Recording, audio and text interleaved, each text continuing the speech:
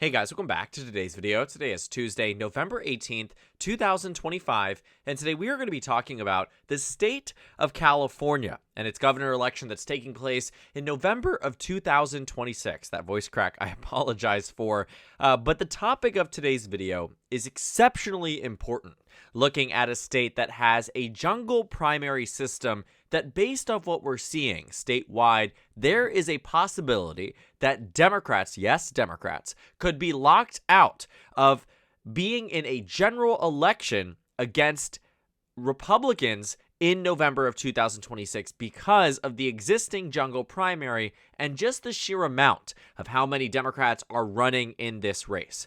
On your screen right now is an aggregate of all of the polls that have been taken thus far by Real Clear Politics, all of the polls conducted from July 28th to October 27th. And the most recent data point that just came out that hasn't been included yet because it includes Eric Swalwell, who has been one of the leading contenders on the Democratic side that has been floating the idea that he might run for governor, is an even more alarming data point that shows that Republicans right now, Stephen Hilton, who is leading on the GOP side with 20% of the vote in this jungle primary, could end up receiving the most first-round votes or first-choice votes, and a Republican could come in second place, leading to a runoff of a Republican versus another Republican. And I know it sounds very weird. Why wouldn't there be a Democrat who ends up winning, the plurality of votes when it comes down to how people are preferencing? But being very real about where we are, there's a number of Democrats in this race that if they do not move out by the time this election happens, you could find that the vote is split so much that Republicans could come out ahead, given that there are far less Republicans who have a serious chance and high enough name ID that could get into this race and actually end up winning. And taking a look at the Democratic side too, this is an exceptionally crowded race of a lot of people who are very willing to give up otherwise very cushiony positions in Congress or previous positions and aspirations that could have done well for themselves across this state. Javier Becerra, who served as the state attorney general as well as Joe Biden's HHS secretary, is running for governor. You have Katie Porter, Congresswoman from California, elected in 2018, ran for Senate in 2024. She's running in this race. You have Eric Swalwell, very well-recognized name, ran for president in 2020, also a member of Congress from the state of California as well, running across the state. Betty Yee, who served as the state controller as well as the Democratic Party vice chair, is running. You have the former mayor of Los Angeles who ran for governor in the past. You have the state superintendent of public instruction. You have a lot of names of people on the Democratic side who very well could build out their name ID, as well as Tom Steyer, who seems to be laying the groundwork to run as well. Rick Caruso, who was the runner-up for mayor in 2022 in Los Angeles. He has a very big name, and it's also so crowded enough that the number of Democrats who have actually withdrawn from this, Tony Atkins, who's president pro tempore of the California State Senate, you have the lieutenant governor, state treasurer, vice presidents of colleges. You literally have everybody wanting to run for this race. And when it comes down to what that might look like in a primary election, where you are just voting for your preference and it's an all-out frenzy, Republicans who have the highest name ID could very seriously harm what we've seen in this state on the Democratic side if they are able to get ahead. And standard margin of error, I want you to understand, is roughly 4%. The most recent poll we saw, the margin of error is roughly 3%, about EMC Research, which is a Democratic-aligned firm that's trying to gauge the race in California. And while the overwhelming majority of California residents are certainly Democrats, Prop 50 passed overwhelmingly, when it comes down to what we've seen in this state is that if there is no clear frontrunner in the California governor's race and Republicans only really have one or two contenders, it stands to reason that 40% of voters who voted for Trump in 2024 could turn out in 2026 and split the vote between the two Republicans 20% and 20%, locking the Democratic Party out if they have 5 or 6 main contenders. And getting back to this point about the margin of error, I want you to take a look at the data, including Eric Swalwell. What do you find? You see that Katie Porter is coming in second place as the Democrat. Steve Hilton is in first place, but she is only 2% ahead of Chad Bianco, who is another Republican running statewide, that if that margin of error is correct, there is a non-zero chance that this Republican could inch up 2.1%, and end up being in that second place, where Katie Porter is getting 14, Eric Swalwell's at 11, Javier Becerra is at 9, and so on and so forth, and the vote is so split that these two Republicans somehow come ahead. And I know what you're thinking, okay, well, aren't we all being dramatic? Isn't it very possible Democrats will win this race? 100%. They have 90% odds at it, but the 10% odds aren't that Republicans could suddenly shock the state. It's that Democrats could be so misaligned that they could miss the moment and not even get into the final two. There is no doubt in my mind that any of these Democrats, from Rick Caruso to Katie Porter, would win this race in a landslide. Because that is the fact of the matter. They would. California is a blue state. What the 2025 election showed is that it's bluer than ever.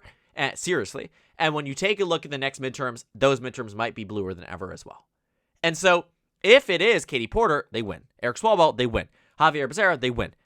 Even if it is just a random rock with the D by the name, they win. But let's talk about a time in history where Democrats have been to the benefit. Maybe not, because we'll talk about the lore after it.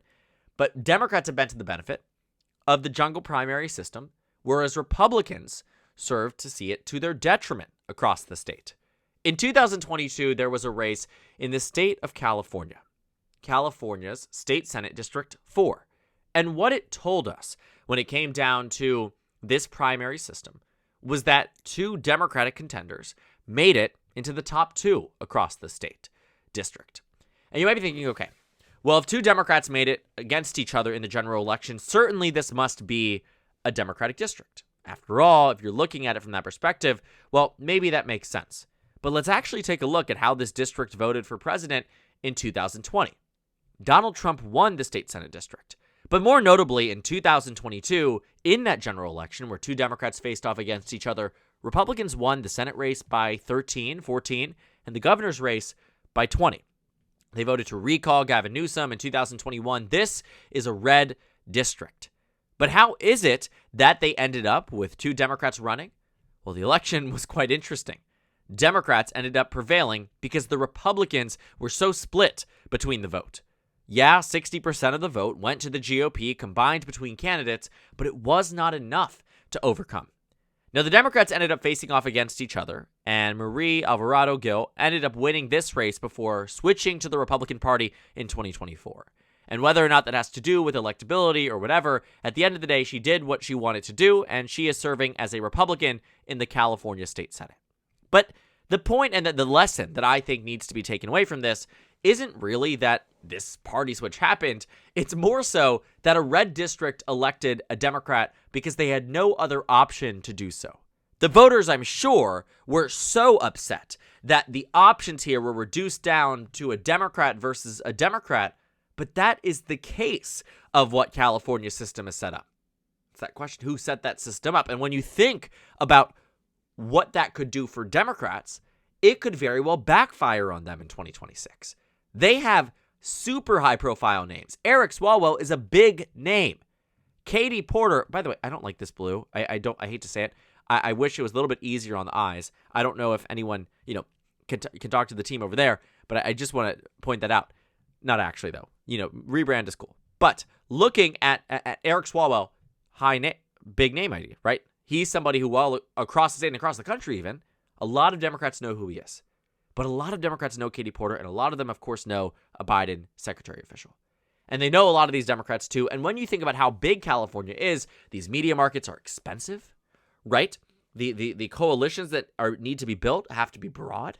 You have to be winning from the Bay to Southern California. I mean, you need to get everybody across the state on your side. And right now, there is no clear Democrat to do so. And when you think about, how this system has worked in the past, well, in 2018, let's go past the recall, 2018, Gavin Newsom got here. But when you take a look at this primary, right, Gavin Newsom was the biggest name. He was the lieutenant governor at the time and got 34% of the vote. Yeah, a lot of Democrats were running, but none of them were able to clear double digits except for one. And even then, it was 13% of the vote.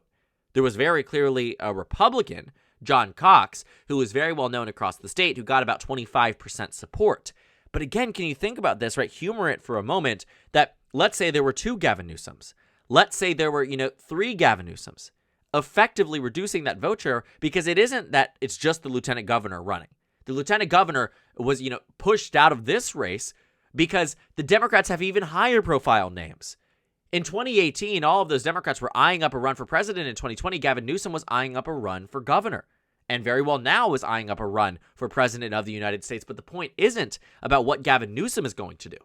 It's that the circumstances in 2018 were beneficial enough to Newsom that he was able to do this no problem. And even as somebody who was very clearly the front runner, he still couldn't clear a third of the vote statewide. As a statewide official, as the lieutenant governor to the governor, as somebody who had the institutional backing, got just a third of the vote. He had everybody's endorsement across the race here and never once was going to lose. Ever going to lose. And in 2026, that question comes back around on the Democratic side. It's a far more competitive field. And if Democrats do not play their cards correctly, you could end up, seriously, you could end up with Republicans winning the governorship despite not even clinching a majority of the vote statewide. And that could be a very painful election for the Democratic Party if they do not get their act together. So, Ethan, what's your resolution? I don't have one. I'm not here to advise the Democrats in the state of California when it comes down to the gubernatorial campaign, a year in advance. I'm not here to say X person should drop out and endorse this. That's not the point. But the point is that it's exposing a very real vulnerability the Democrats have served to the benefit of in 2022 that might come back around and get them on a much more high-profile race in 2026.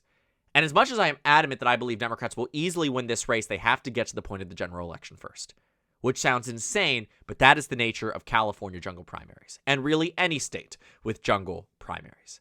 And as it looks right now, Katie Porter might be winning that plurality vote. But at the end of the day, across the board here, it is the Democrats who need to ensure at least one of them is getting that plurality, if not two.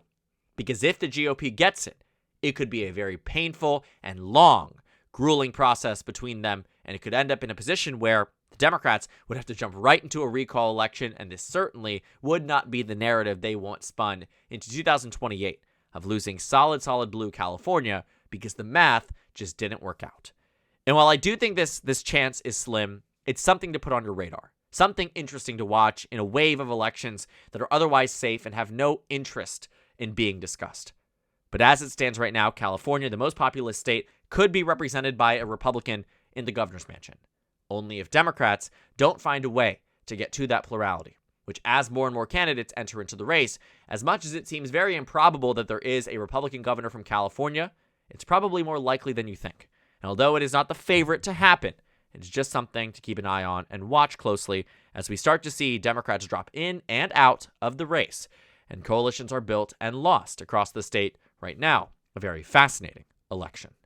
So thank you guys so much for watching this video. Make sure to comment down suggestions below. Subscribe on the left if you haven't already, and check out the Instagram and Twitter. At the bottom left of the screen, there's also a Discord server for you to go ahead and join. On the screen, there's a video for you to watch, and then a playlist for my 2026 governor election analysis videos. Again, thank you guys so much for watching, and I will see you all tomorrow.